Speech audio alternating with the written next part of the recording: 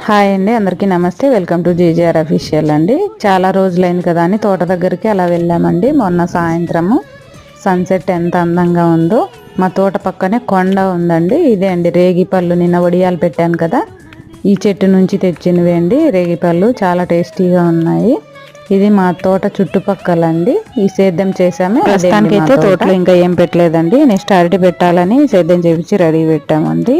ఇక్కడ కుక్క 3 పిల్లలు పెట్టుకుందండి. ఎంత క్యూట్గా ఉన్నాయో. సోను ఆడుకోవాలని చాలా ట్రై చేస్తుంది. ఇది సోను ఫ్రెండ్ అండి. సోను చాలాసార్లు ట్రై చేసింది, వాళ్ళమ్మ చాలాసార్లు అటాక్ చేసిందండి. ఇవే అండి రేగిపళ్ళు.